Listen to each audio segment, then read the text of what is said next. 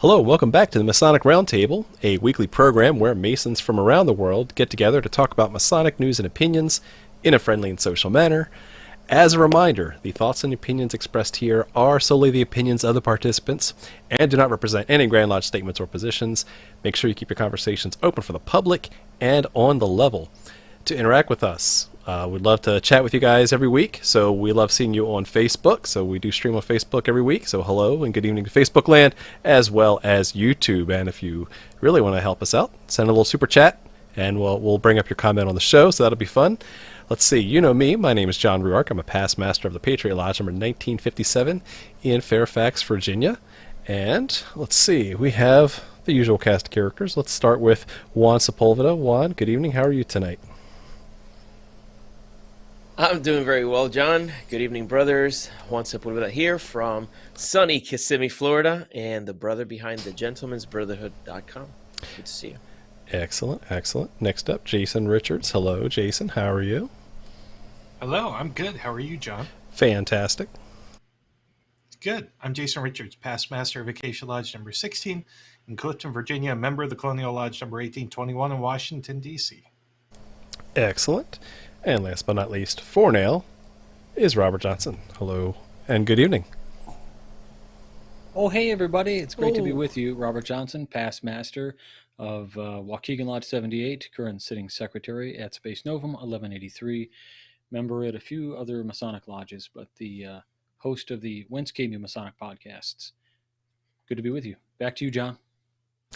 Thanks. You kind of look like the old, like, oh, hey, didn't see you there. You know, the surprise. Oh, totally you know planned. What? Next week, don't even forget. Next week, I'm gonna totally Vsauce. I'm gonna be like, oh, hey, didn't see you there. Yes, do it. Yes, do exactly that. Before we get into tonight's topic, I want to give a special shout out to the patrons who've been supporting the show for over a year now. You guys have helped make this cool lighting effects and just all around helped contribute to the future of the show. We really do appreciate it. So thank you for all the Knight Squires and Pages who've been supporting the show. If you want to help out and keep Masonic education going on for many years to come, head over to patreon.com/the Masonic Roundtable, and we'd love to see you over there.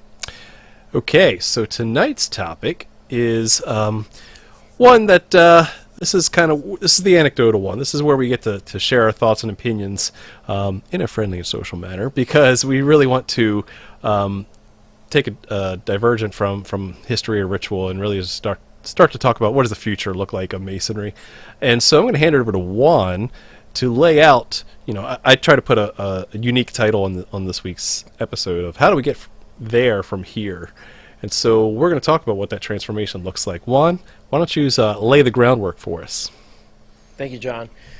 We wanted to have a conversation where we look at, okay, we talk about Masonry as having all these great benefits to us as men. You have the fellowship, you have the education, you have the introspection, the esoterics, you have all these different components that attract a lot of different people into the craft.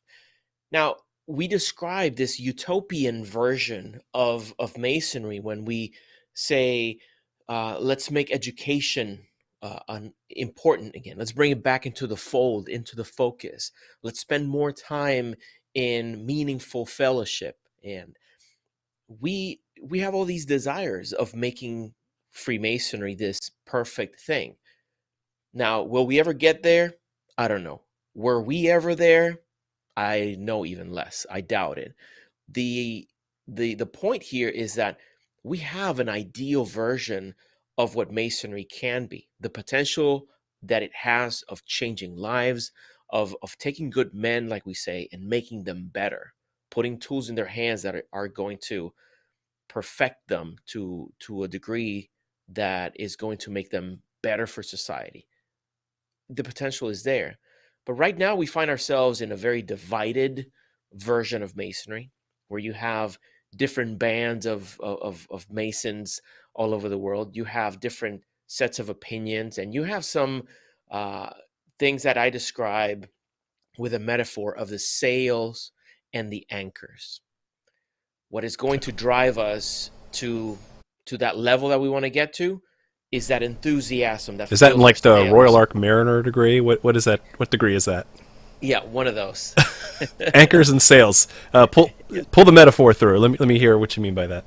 Yeah, so as we are enthusiastic in masonry and we get our sails filled with this wind, this momentum that is going to propel us forward. In the meantime, you have some naysayers and you have people in the sidelines that are holding the progress back. They're serving as anchors. And we want to make sure that we explore this. How do we go from here, from where we are in the current state of affairs, and how do we bring masonry beyond to a point where we don't feel we're being stifled in our progress? So that's what we're going to discuss today. Yeah. Yeah, I'm gonna come back to that sails and anchors a little bit later on, because I think it's a valuable tool that people can think of as they really plan out their own Masonic journey and their lodge's journey. But that being said, another thing I wanted to kind of add into, which I alluded to in the description of the show, is in group facilitation, there is a couple of tools, the least of which I've even seen in my fourth graders advanced placement class, where they use the concepts of a growth mindset or a fixed mindset, which really translates right to the lodge experience. Okay, so let's talk about that a little bit. In the fixed mindset, and neither one is really bad, but it depends on what you're trying to accomplish. The fixed mindset is really satisfied with the way things are, and so it's not a matter of anti-progressivism. It is a matter of either this is as good as it's going to get, or you may hear someone say, I just can't learn that new skill. It's just not in it for me. I'm not able to change. That you'll hear lots of those types of phrases. On the converse, you have this thing called the growth mindset, which basically is the mindset of where you say, I can learn something new. There really is no limit to what I can accomplish. And while there's obviously a physical limit, you really want to set the mindset such that anything's achievable, anything is able to change, anything's able to progress into whatever goal you're trying to set for. And so if you're goal-oriented, then being a fixed mindset means you're never going to get there, right? Those are those anchors that Juan was alluding to. But if you are goal-oriented and you do have a growth mindset, you look for the wind to push your sails forward. And so translating that back to Freemasonry, well, now we have to think about, again, I hate to say it, we're looking close to 2040 as the membership numbers decline. So how can we do the best with what we have and make sure that what we're doing as far as pushing things forward in the sails in the direction that we want to go to, while also trying to cut off those anchors that are dragging us down. Okay, Jason, I heard you chime in. Well, so this gets back to the point where when I think of sails and anchors, I immediately go back to the brethren themselves and their outlook on masonry and the fraternity. So, when you look at engagement to disengagement numbers, right? This is something we talked about a couple weeks ago.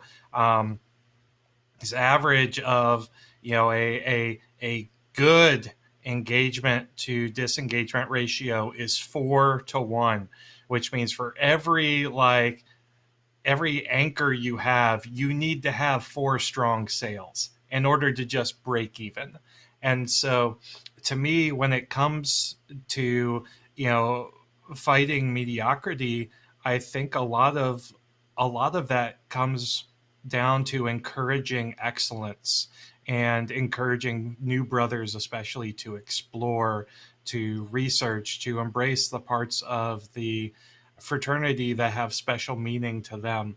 And it's in a lot of ways, we get new brothers who are very excited, and then we take a fire hose to that excitement or a fire extinguisher to that excitement, and say, no, you're going about this all wrong. I'm going to slap you around. I'm a past master, and they, they get that negative reinforcement, and then they stop speaking up. They stop talking about their new ideas. They start to, hide a little bit what they're researching, and ultimately, through that process, they disengage, like I'm unable to do for my viewfinder inactive. You need a growth screen. mindset in order to fix that. I choose to do so. The first thought that comes to mind is the old saying that is almost cliche now of, "That's the way it's always been done." Is that an example of a? And why have we not changed it? Yeah. That is my answer. You need to give me compelling reason why we're still doing it. That's right. If it works, keep doing it. If it doesn't work, change. So yeah, and that's it. So is the way it's always been done, is that a growth mindset question or a fixed mindset question or statement? Fixed mindset statement. You got it. Yeah, and I just wanted to point out real quick about that you do need people that keep you grounded. This doesn't mean, okay, now take the younglings and let them do whatever they want to do with the fraternity. That's not the point. It's the matter of allowing people to flourish where they are with what they have. One thing that I see all the time is that people that have expertise in different areas are not allowed to exercise those expertise within lodge in the context of Freemasonry, because either, like you said, that fixed mindset that that's not how we do things, or that's not how it's been done in the past. And I think that we're losing not just opportunities of bringing the fraternity higher and making it more active and more meaningful for the people that are involved in it, but also it's stifling the participation of people who have great potential for the lodge. Yeah, I think there's a lot to be said there. In particular, with number one, when Jason said, if that's, or Jason and John, you guys are both going back and forth about, if it doesn't work, fix it. Well, the idea though is like there's this mentality that if it doesn't work, it'll never work. In Masonry, we do this thing where it's this constant tug of war where, let's just say the year is 1995 and the lodge is like, oh, the internet, we should have a website. And maybe the lodge checks it out and it's just too much work. It's too extensive. It's too difficult. They can't figure out Angel Fire or tripod free sites or whatever it was. But so they got that answer. Okay. And now, okay, it's 30 years later. It's 2021 and there is an amazing guy in lodge or an amazing sister, say, like, in some organization, whatever. And they come in and they say, hey, we don't have a website. It would be just really amazing to have a website because, we have these self-generated websites. Maybe if you have your Grand Lodge system has Maury or whatever, but it's nothing substantive. Hey, can we put together a website? Oh, no, we can't do that. We looked into it once and it was just crazy. Like, they never tell you when they looked into it. You looked into it 30 years ago. Right. Like, my 8-year-old had to build a website for his class assignment. This is not something that, something that else that just drives me crazy is this idea of, like, it's just barely good enough. You're dancing around this kind of elephant of mediocrity. And so there's a Masonic organization that I know of and I'm involved with that about 3 or 4 years ago, they said, oh, it's going to be so great. We got this grant and we bought all this great camera equipment. We're going to be able to film presentations. It's going to be amazing. All right, cool. Let me check this out. Let me just tell you, Juan, you're going to really love this. This was like a camera setup that I could have put together had I gone to Goodwill. Like, it was a over the shoulder, like, bam, holds like, maybe it I think it like recorded to a VHS tape or something, or maybe like a mini DV and had like an out to go to something else, but like it wasn't going to be high def. It's nothing. Like it's 20-year-old tech. And I just looked at this and went, okay, well, you guys have fun with that. I mean, there's this like obsession about like how old does something have to be? How accepted in general society does it have to be to like officially exist or to officially be something great that the fraternity can use? It's just like There's we don't some want to. We told you acknowledge about it. George Washington. Jeez, Louise. Have You we know told George you? Washington was a Mason? It has to be something he Well, actually used in Lodge. Yeah, that's true. Go The ahead, Juan. 5 times that he went. Yeah. I have seen. I think of the California, Southern California research. Am I saying that right? I feel like I'm missing. Yes. Southern California Research Lodge. Yep. There you go. Yeah, they're doing amazing work. They're using technology the way that it is used today. There's nothing wrong with that. Yeah, it is okay for you to have a TikTok account for your lodge. You know, it's like we have people jumping in the Facebook bandwagon now. It's like the ship sailed. Like you're 20 True. years late. Hmm. We didn't know if it would last. Yeah, it's just like you said, it's just that growth mindset. And I'm not saying throw caution to the wind and just let anybody do whatever. That's not what we say. But there are subject matter experts in every aspect. You have people that are technology experts in Lodge. Lean on them to produce the results that you want. You have people that are experts in marketing. You have people that are expert in you name it, any branch of anything. You can have someone who is talented, skillful, who is knowledgeable, who can help your lodge. Well, to help the lodge come to the new era. And the sad thing is, like, you have some of these people stand up to try to make a difference, and then they get shut down. They get all the resistance you can imagine possible, and it's discouraging. You have people with talent and skills in your lodge. Allow them to put those things to the service of the craft. Don't get in the way. Get out of the way. It's just it seems like common sense to me, but it just happens all the time. Mm-hmm. Yeah, so I mean, this is obviously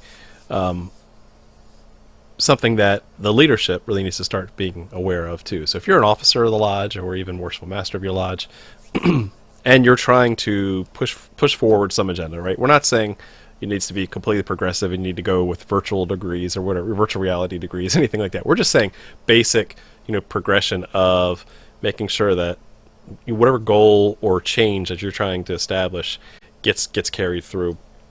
This is exactly what we're talking about. Making sure that you separate those who have the fixed mindset and the growth mindset. So I'll give you a real practical example. So what you really want to do in that situation is brass tacks. Here we go. If you know that there's this curmudgeon-y old past master who hates everything and hates life and hates what he had for dinner, like, you're going to pull that guy aside before lodge, and you're going to say, hey, worshipful, we appreciate the leadership you've done for this lodge. This is what we're trying to do. One, do you have any thoughts or anything? I want to hear it from you personally before you bring it up in an open lodge. And also respect, this is, I'm the worshipful master right now, and so we are probably going to take this direction, and, I appreciate your support.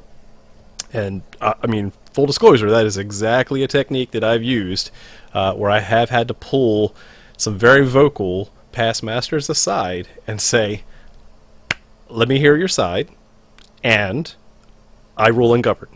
Any questions? And it actually ended up going smooth into the lodge. Sure, it's great to wear the hat, right? It's good to be king, but at the same time, if you're in line, if you are one of the officers of the lodge, it is your responsibility to also hold that leadership role, put the big boy pants on, put the big boy apron on, and really start to make sure that that you are encouraging growth mindsets and discouraging fixed mindsets. You already know who they are. Let's call for what it is. You know that brother's name who sits on the sideline every meeting. So we don't even need we don't need to go there. We all know it. You don't need to say his name out loud. We're all thinking it. So we're on the same page. But that's a practical thing that you can do right away. Guess what? Spoiler alert, you don't even need to be an officer, right? We're supposed to whisper good counsel in each other's ears. Let's start today. Sounds like a recipe for an elbow to the nose. It's a great point. You mentioned, like, you know who they are, and I have great respect and admiration for the brethren that came before me. I recognize that I have so much to learn from each and every one of them. And someone in the comments earlier mentioned, "Oh, this sounds like a generational issue," and for the most part, it ends up being a generational issue.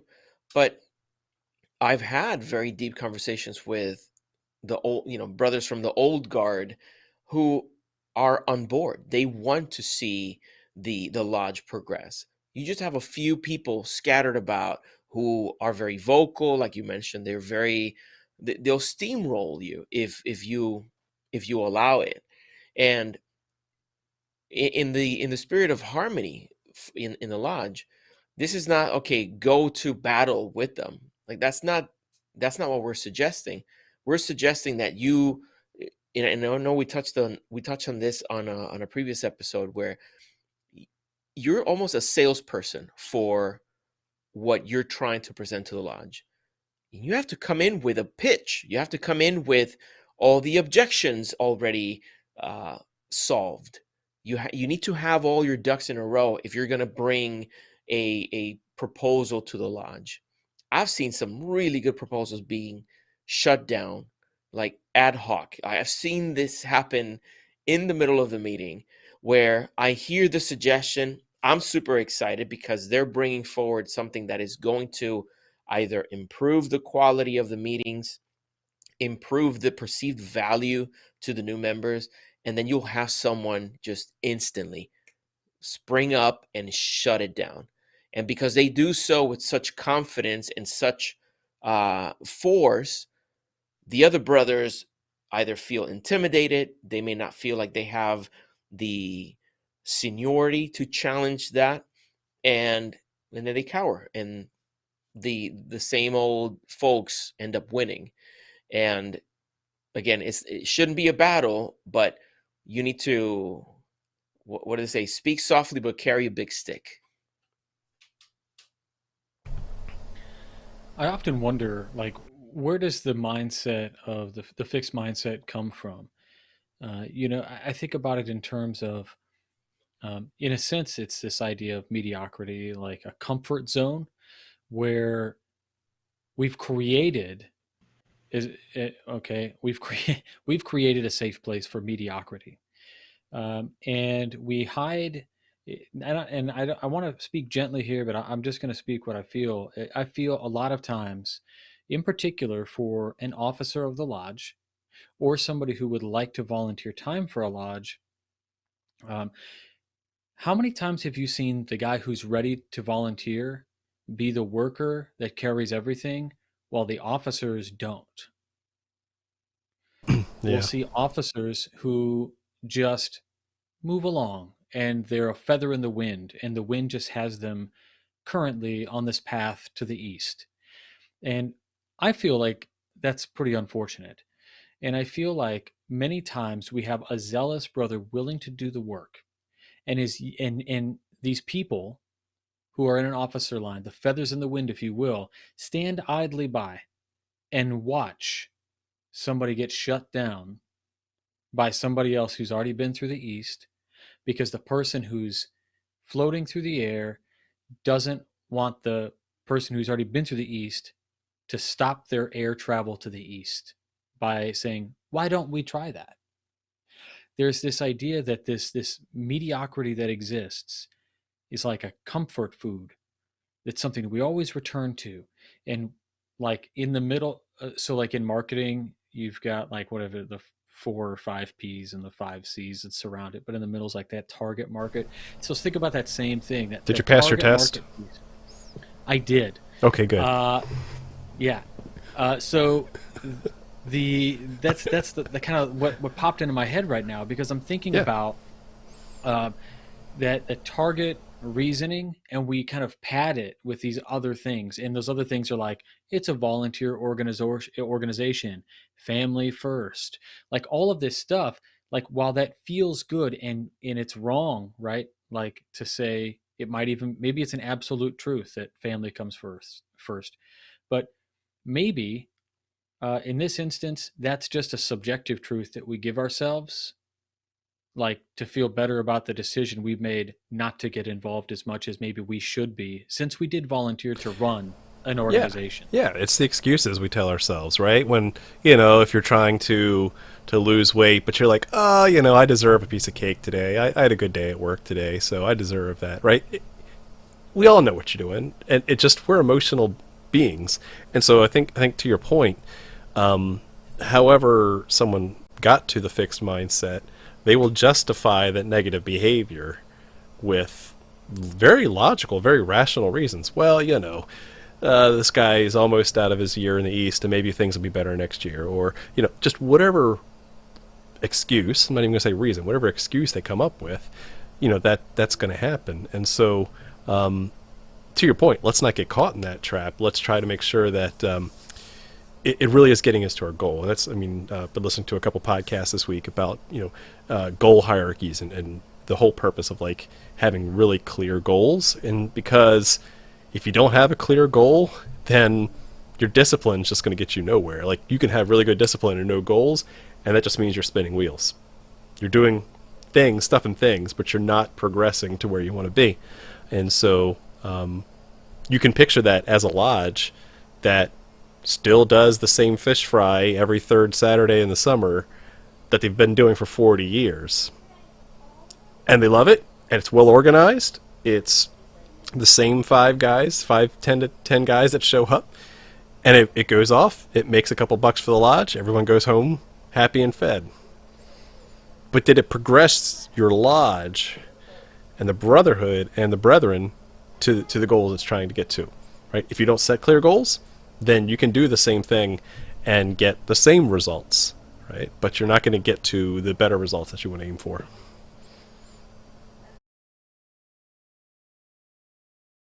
You're on mute, Juan. Unmute yourself. Man, I said the best stuff while I was on mute. Oh, what a shame. We have all these anecdotal experiences, and you can't discredit them. You have a brother, let's say here in Florida, in my lodge, let's say a brother comes up from New Jersey, and he swears that corn boils are the best fundraisers ever because his first person experience tells him that is the best fundraiser. Well, maybe not here, right? So where do you find other alternatives? Well, Masonry is not the only organization out there that is raising funds for their goals and for their mission. So it seems like we at times operate in a vacuum where if it didn't happen in Masonry, it just has no validity within Freemasonry. And nothing could be further from the truth. You can have people like you and RJ, you came together, and I commend you for putting together the your book, It's Business Time, where you actually show here are some practices that happen in the business world that can be applied to Freemasonry without prostituting the craft, which is, some people feel like if you're going to employ any kind of marketing technique or business technique, now you are sacrificing the organization. That's not true. That's an absurdity. We are placing higher value on empirical evidence rather than just anecdotal or feelings Bingo. from people. Yeah. So I recommend, here we had in our chat in YouTube, Luminous Luminous Knight, he said rational leadership skills and emotional intelligence are rare these days. And he's asking, how can we get people to actually, that are in the line of officers, how can we get them to acquire some of these skills? Look without Masonry. Look outside of Masonry for whatever leadership skills you're looking for, and then do your very best to make sure that you bring them to the lodge, and then you make a good case for doing so. Yeah, in fact, just go ahead, Jason, please. I was going to say, I think part of this is the fact that not everybody should be an officer of their lodge. What? So might it be. Not everybody should be master. That was a casual one. Yes. Can you add in the record scratch sound effect, Robert, to the post processing of this? Just. I mean, the fact of the matter is, there are certain types of people who excel in leading an organization and driving an organization towards strategic goals. There are folks who like the idea of being in charge and telling people what to do.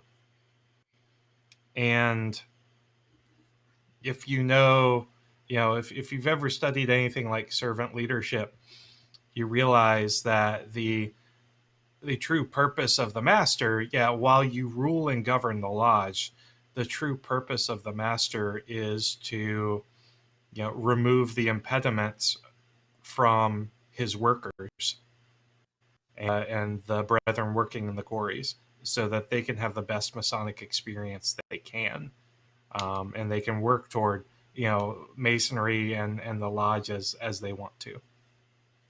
And I think that gets lost quite a bit, given that Masonry is, the epitome of a benevolent dictatorship at every single level.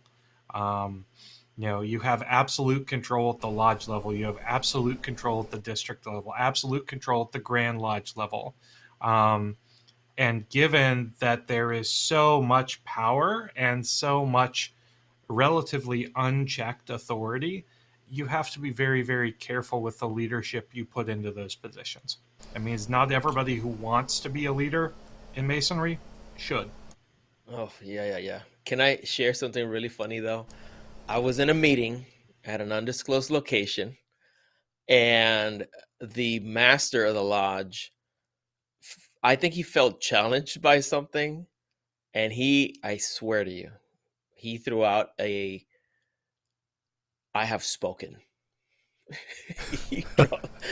and he meant it. I at first I chuckled because I thought it was just a funny reference to the Mandalorian show, and no, this guy really felt threatened. He really meant it. Yeah, he actually ruffled up his feathers and said, "I'm the master," kind of deal. And I was like, oh, "Okay, master, I'm sorry." So wow. Yep. Like at Acacia, one of the best masters I've known in Masonry, who is actually the current sitting master through COVID, Scott Springer, is also, deeply uncomfortable with leadership positions. Like, it's just not something, by his own admission, that comes easily to him.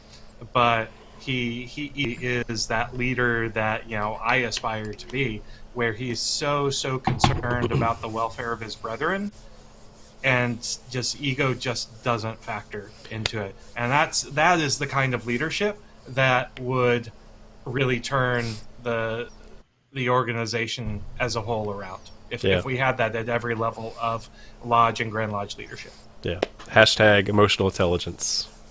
Right? Exactly. Hashtag viewfinder inactive. We need to get you a new viewfinder. Go ahead, Robert. Yeah, I was just this idea of emotional intelligence is really interesting because, like, going back to like experience, we've said in the past when we talk about rules in terms of governing yourself and your emotions and these kinds of things, and in general, we talk about situational things that happen inside the lodge, outside the lodge. And when I think about this, I start thinking about this idea of like Masonry stands for the good of society, and yet I think we all would agree that, but like it's all Masonry also, in terms of like emotional intelligence, doesn't allow the kind of discussion that would enable somebody to gain emotional intelligence or emotional maturity that perhaps the craft is really well designed to be able to do. And so what we get left with is like this individualized morality that people hold, or whatever their personal values, and we're not allowed to talk about any of that stuff to you know to the betterment of society at large. So like Masonry's mission kind of gets stifled because we really don't allow some of that stuff to take place, even though we could in a secular way, even though we could, just being brothers and through fellowship. Like it just kind of doesn't happen. And I think maybe if we did that, then we would foster the kind of growth that maybe men need in the fraternity, and we wouldn't be left with such a fixed mindset. Yeah, I agree. And so this was another like practical thing that I want to help people if they're in this same kind of position. If you're getting lots of head nods as you're listening to this, and let's just say you're an officer of your lodge, there's a tool that is actually really helpful for this. And this was totally not scripted. It wasn't planned, because when Juan started using the metaphor of winds in your sails and anchors dragging you down, there's an actual, no kidding, tool that companies use called the sailboat retrospective. And this is going to sound hokey at first, but roll with me here. This could be something that you actually do in your officers' meetings, at least once during the year, maybe a couple times, maybe every quarter. The whole point, it's very easy to do. You could even do it over Zoom if you have some PowerPoint skills or something, right? The whole point is, imagine your lodge as a sailboat right there in the middle. Just draw a sailboat on a big piece of paper, stick it on the wall, whatever, or over Zoom. You can put it up in PowerPoint and share your screen. And then the goal is to have everyone contribute to one of four things. So you could think of sunshine, what makes the brothers happy. So they could start putting things around the top part of the screen. They could think about what are the wins, the things that propel us towards that goal. They could start putting sticky notes or text over top of the sails of the boat. Then you could have the anchors. What are the things that are slowing us down? If you can't give it a name, if you can't identify it, it makes it harder to deal with the elephant in the room. So put a name to it. And again, it's not comfortable. You could say that Juan is the anchor who's really holding us back, and maybe we're all thinking it just having someone put Juan on a post-it note and sticking it on the wall there and saying, oh crap, we really need to just have a one-on-one with him, right? That's the whole point of this, is to get this out of our heads and onto a wall if you're in person, or some sort of virtual note-taking thing. And then finally, what are the rocks, glaciers, and pirates? What are the risks coming up that we need to be on the lookout for? So again, sunshine, what makes the brothers happy? What is the wind that's propelling us? What should we keep doing that's getting us to where we need to go? What are the anchors that are slowing us down? And then what are the rocks, pirates, and glaciers along the way we need to be careful of, we need to think of? And so this is a real simple tool. If you don't even need a facilitator to do this. You could just ask brothers to start filling out those four questions. It could be a really helpful thing to do a couple times during the year, so that you're really just doing a pulse check, right? It's no different than we wrote in the It's Business Time book, right? Here, check in with your brothers, make sure it's good, do a retrospective, just to, if it's working, keep doing it. If it's not working, it's time to change. Better to change course, 1 degree at a time, than later on when you have to do a whole 90-degree turn.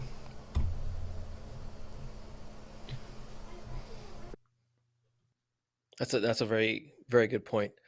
Thank you for sharing that exercise, because even if you don't do it in the setting of a business, you can do this in your mind. You can see, okay, what are the things I'm dealing Yeah, with right now? personal goals, Yep. even exactly. Your Masonic goals. You know, what's if I want to get my gold card of memorizing the ritual? What's making me happy? What's getting me closer? What's dragging me down? And what do I need to look out for? It's that Yep. simple. Yep.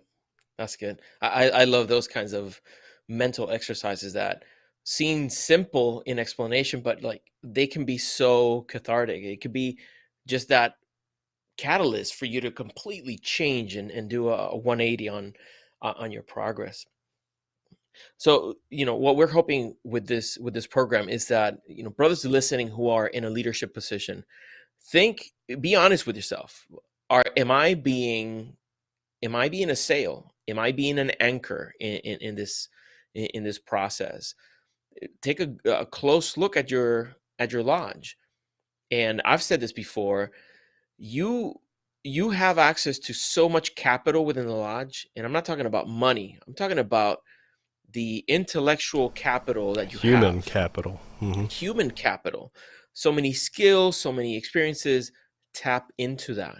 And it's so sad to see lodges that get bogged down in mediocrity because they have a few people they have that what I call that loud minority. So you just have a couple of people that are super loud and obnoxious about things, and they're stifling any kind of progress from other people. uh, take a genuine look. Are you one of those people that is getting in the way of the craft getting from here to there? Or are you one of the people that are contributing to the lodge moving forward?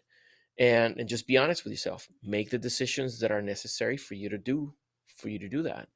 Um, Now, with like fundraisers is an example that we've touched on. There's so many different ways to raise funds for a lodge.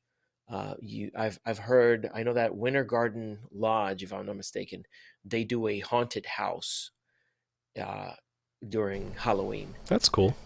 and they make a killing with it. They do great jobs. They do a great job at raising funds. Not just that, but raising awareness in the community. Like, hey, we're here. This is what we do. These are the guys that are here all the time. So it's like they say, they kill two birds or three birds with one stone. Think outside the box. What other things can your lodge do that is not the same thing, that it's only going to drive or bring in the same kind of um, response from the community? Look, ask your lodge. Look outside of masonry. Again, I can't say that enough.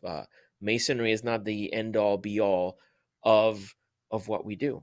We have so many different areas to look into. Just like in business, if you can, let's say you pick a career, and you go in this career and all you read about is that career. Yeah, you may be an expert at it, but you're not broadening your horizons and seeing how other industries do things, how other uh, regions are changing the game. I'm an artist by trade, and I couldn't tell you how much energy, inspiration, motivation I derive from going to the movie theaters. I go to the movie theater, and it's like it just really fuels me. And when I come home, I don't make a painting about the movie that I watch. No, this is fuels me in a completely different way. And we can do the same. Let's look outside of masonry for ideas that could be implemented in masonry without damaging the essence of it. And there's many examples. We can progress and build the masonry that we really want to live, without necessarily sacrificing our history, without desecrating our traditions.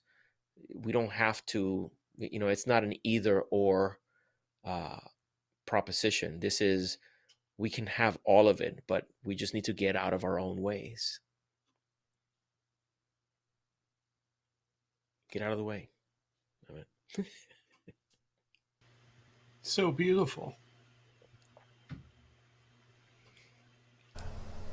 So, really, this leads to the next question, which is, when, if ever, should we encourage a fixed mindset? Right? We're all talking about being progressive and leaning forward and pushing to your goals, but there might be times, maybe, when a fixed mindset is beneficial. So when do you think we should encourage that? We'll start with Robert. So, like, I'm going to approach this from just an angle that you see, like, okay, so if you ever read C.S. Lewis, he has a book called Mere Christianity. Right.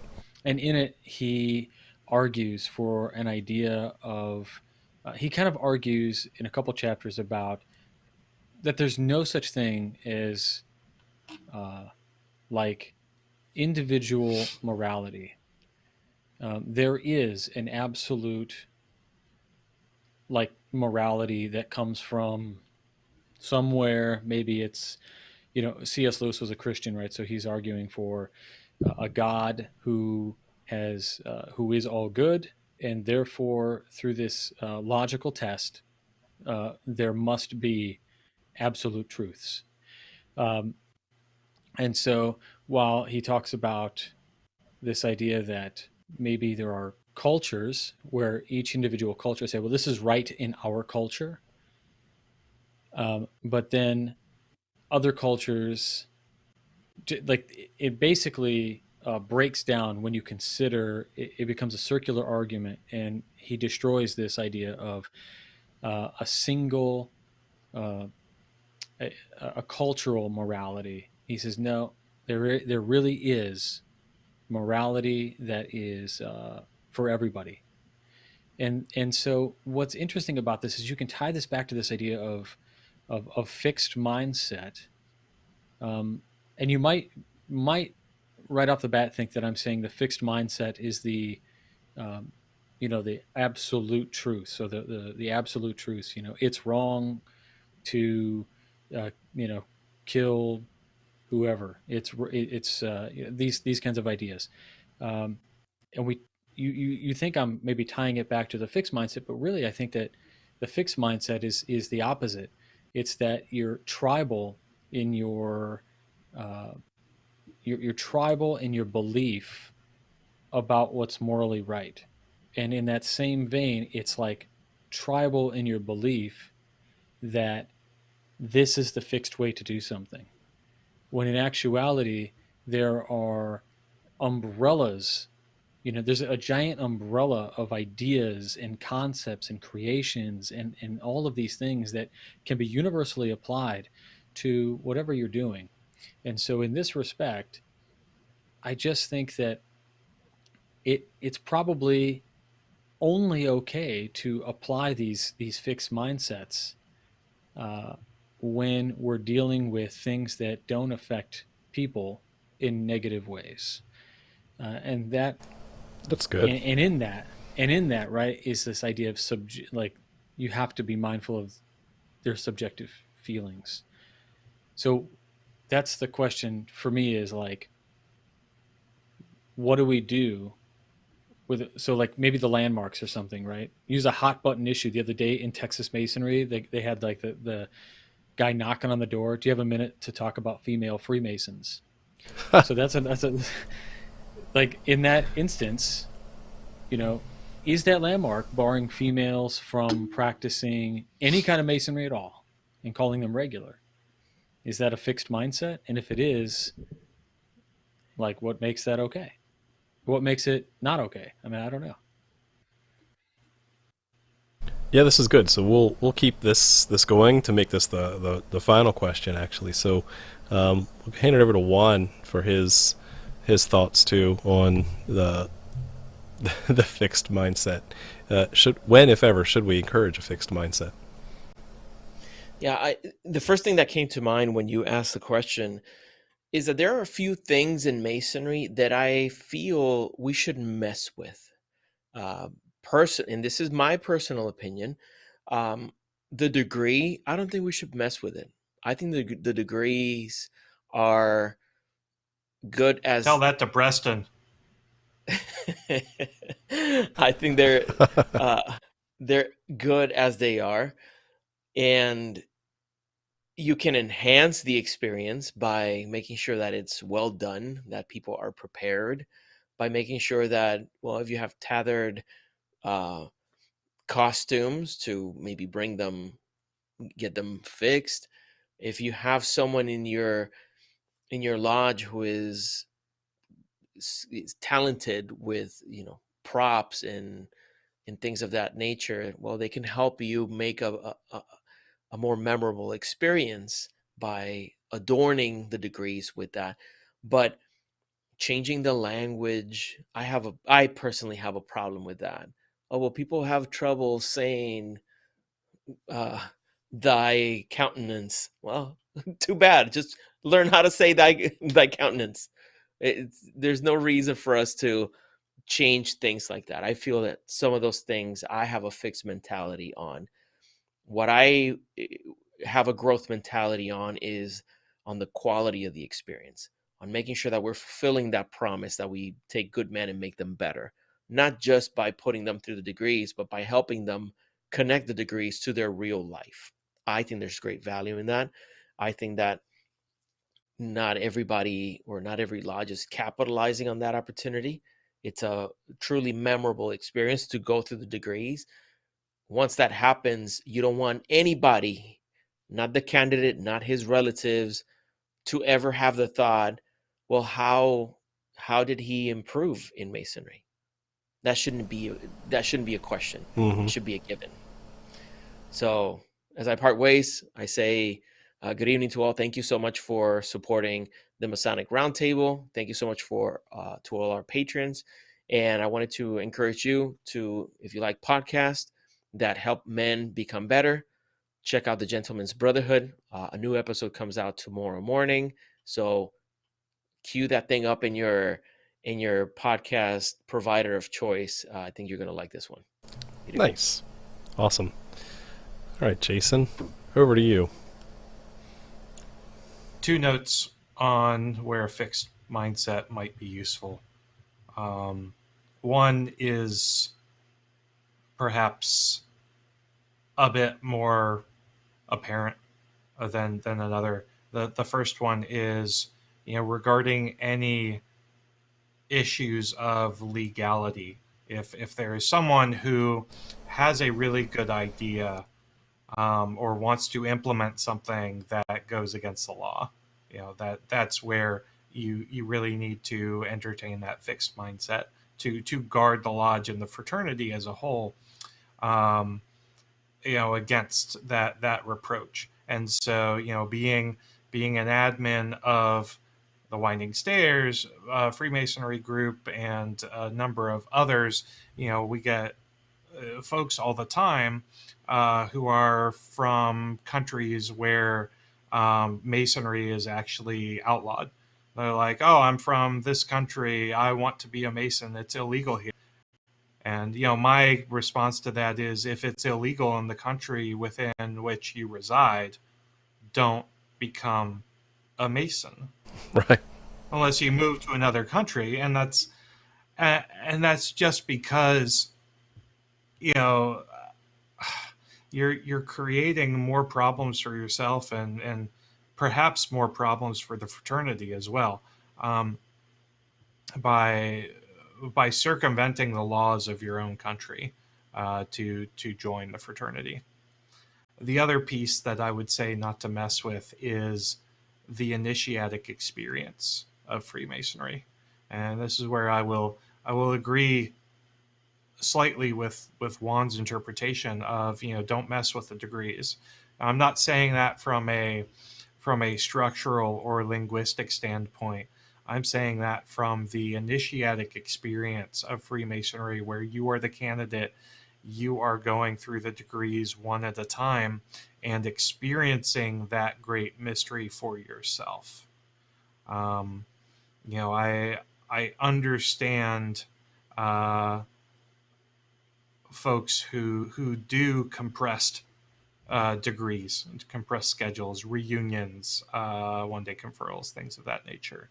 But to me, especially for Blue Lodge, it, I think, really, makes you lose out on one of the foundational experiences of Masonry, which is being that candidate, being that archetype, literally walking in the shoes of, the archetype, within Freemasonry. And I think that's really important. I think it's foundational to our experience as Freemasons. That's one reason why I haven't joined the Scottish Rite, because outside of Minnesota, there aren't any places that actually confer, all the Southern jurisdiction degrees that I've seen. So I don't want to Road trip. go through. I don't want to go through. Well, it's over the course of months and months. So it'd be like multiple road trips. Lots of road trips. Lots of road trips. Yeah, I don't want to, sit through, 2 or 3 degrees that are exemplified for me, and then just read the others.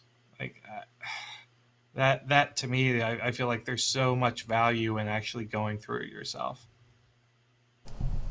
So those are the 2 things where I would say, don't keep a fixed mindset, because the fraternity and the fraternal experience will be better as a result of fixing your mindset and staying within the lines on those. Sweet. Okay, so yeah, I just kind of want to echo that, but change it just a little bit and say, basically, when should you ever encourage a fixed mindset? Ritual, right? We want to keep the ritual as uninnovated, right? It's as consistent as possible, because that's when you want someone who's a stickler for no, don't change anything. You want that behavior to be encouraged, right? You want the respect for those things that are inviolable, like the landmarks, like the ritual. Okay. Also, I'm going to say it. If something's working well for your lodge, again, keep doing it. And so, if there is a brother who does have a very successful fish fry, and it does generate good revenue for the lodge, and it does work year after year, and he's always leading that committee, don't touch it. Like, just keep going, brother. Keep doing good work, right? Not everything needs to be innovated, and so you want to encourage that, to say, hey, if someone wants to tweak something, that's fine. But if someone's like, hey, I want to replace Brother Bob from running the fish fry, you could say, why don't you go under his wing for a couple of years, and he'll show you the ropes and everything. But we're not ready to just replace Bob yet, because it's actually working for the lodge. Everybody loves it. It's getting good revenue for the lodge, and it's just promoting the brotherhood in a great light. So that would be a perfect example of that. With the huge caveat, as always, that nothing lasts forever. Nothing is perfect forever. And so the best analogy I can think of right now is if you look at like the automobile industry right now, you have large organizations that have been around for almost 100 years, building cars, and they do a great job with that, right? That is a fixed mindset. We know how to build great cars, and then nobody traveled, and then fewer cars were bought, and then generationally, the younger generation's taking more ride sharing. That's now, there's a reason to change. And so if you're not looking at what's next, while still doing the one thing you do well, keep doing that and look at what's next. Otherwise, you're going to get disrupted. You're going to get your lunch eaten, and you just want to make sure that you're ready to move and grow when the opportunity exists. So, obviously, the best example would be to have both a fixed mindset on the things that are worth being firm about, and then a growth mindset for everything else. And so for that reason, I want to thank you all very much for watching. Keep having that great growth mindset, and keep searching for more light. Have a good night.